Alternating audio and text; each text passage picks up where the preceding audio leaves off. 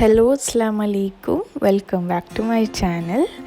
ഇന്ന് ഞാൻ വന്നിരിക്കുന്നത് ചിക്കൻ ബാസ്ക്കറ്റിൻ്റെ റെസിപ്പി ആയിട്ടാണ്. അല്ലെങ്കിൽ ചിക്കൻ പോട്ട്, അല്ലെങ്കിൽ ചിക്കൻ ഫ്ലവർ പോട്ട്, അങ്ങനെ കുറേ പേരുണ്ട് ഈ സ്നാക്കിന്.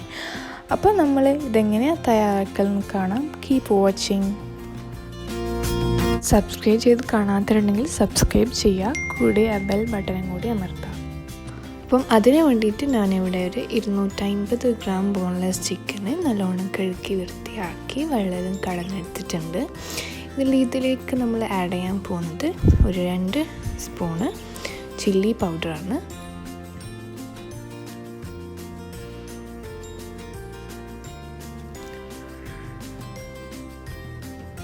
അതിൻ്റെ കൂടെ ഒരു 1/2 സ്പൂണ് നമുക്ക് മഞ്ഞൾപ്പൊടിയും കൂടി ആഡ് ചെയ്ത് കൊടുക്കാം. ഇനി നമ്മൾ ഇതിലേക്ക് ഒരു 1/2 സ്പൂണ് കുരുമുളക് പൊടിയും കൂടി ആഡ് ചെയ്ത് കൊടുക്കാം.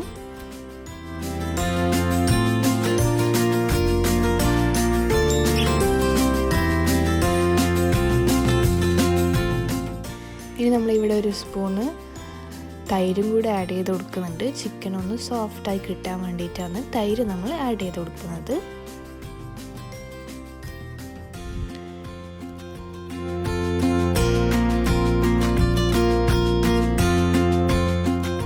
നമുക്കൊരു 1/2 സ്പൂണ് ഗരം മസാല പൗഡറും കൂടി ആഡ് ചെയ്യാം. എന്നിട്ട് ആവശ്യത്തിന് ഉപ്പും കൂടി ചേർത്തിട്ട് ഇത് നല്ലോണം ഒന്ന് മിക്സ് ചെയ്തെടുക്കാം.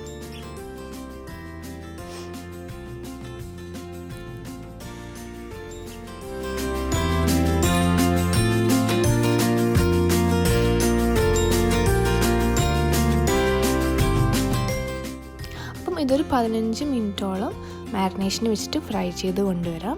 ആ ടൈം കൊണ്ട് നമുക്കിതിൻ്റെ ചട്നി തയ്യാറാക്കാം. അതിന് വേണ്ടിയിട്ട് ഞാനൊരു ഗ്രൈൻഡറിൽ ആവശ്യത്തിന് തേങ്ങ ഇട്ടിട്ടുണ്ട്.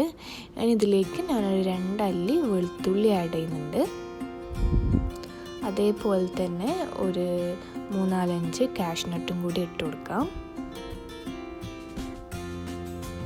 കാഷ്നട്ട് ആഡ് ചെയ്യുന്നത് ആ ചട്നിക്ക് കുറച്ചും കൂടി നല്ല ടേസ്റ്റ് ഉണ്ടാവും നമ്മൾ കാഷ്നട്ട് ആഡ് ചെയ്ത് കൊടുത്താൽ. അതേപോലെ കുറച്ച് പുതിനയും ഒരു പിടി മല്ലിച്ചപ്പും കൂടി ഇട്ടിട്ട് ആവശ്യത്തിന് ഉപ്പും ചേർത്ത് നമുക്കിതൊന്ന് ഗ്രൈൻഡ് ചെയ്ത് കൊണ്ടുവരാം.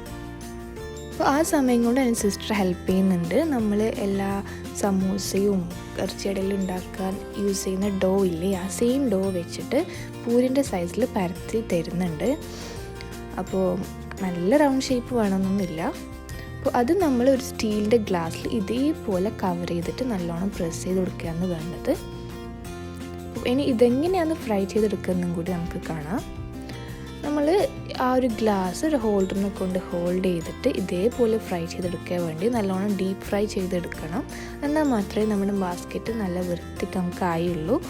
അല്ലെങ്കിൽ നമ്മുടെ ഗ്ലാസ്സിന് ഇത് ഒട്ടിപ്പിടിക്കാനുള്ള ചാൻസസ് ഉണ്ട്.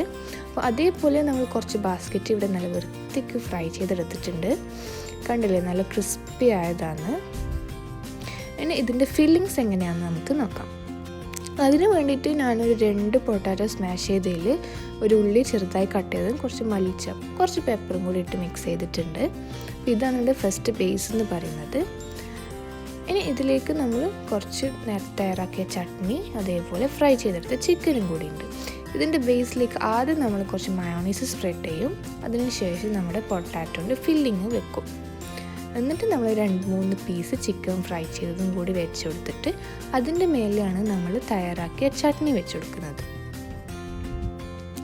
അതിനുശേഷം നമുക്ക് ഒന്നിക്ക് വേണമെങ്കിൽ മയോണൈസും കൂടി ഒന്നും കൂടി നമുക്ക് സ്പ്രെഡ് ചെയ്ത് കൊടുക്കാം, അല്ലെങ്കിൽ മേലെ കുറച്ച് കെച്ചപ്പ് സ്പ്രെഡ് ചെയ്യാം.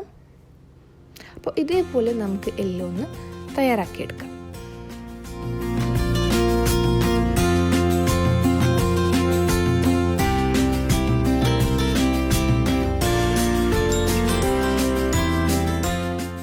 അപ്പോൾ ഇത് അത്ര വലിയ പണിയൊന്നും ഇല്ലാണ്ട് വേഗം ആക്കിയെടുക്കാൻ പറ്റുന്ന ഒരു നല്ല സ്നാക്കാണിത്. ഇതെല്ലാവരും തയ്യാറാക്കി നോക്കണം. അധികം ചെയ്യുന്ന ഫില്ലിങ്സ് ഡിഫറെൻ്റ് ആയിരിക്കും. ഞാൻ അങ്ങനെയാണ് കുറേ കണ്ടത്. ഇതേപോലെ ചെയ്യുന്നവരുണ്ടാവും. നമ്മൾ ഇതേപോലെയാണ് ചിക്കൻ ബാസ്ക്കറ്റ് തയ്യാറാക്കിയെടുക്കുന്നത്. അപ്പം ഈ ഒരു റെസിപ്പി ചെയ്യാത്തവരെന്തായാലും ഇതേപോലെ ഒന്ന് ട്രൈ ചെയ്ത് നോക്കാം.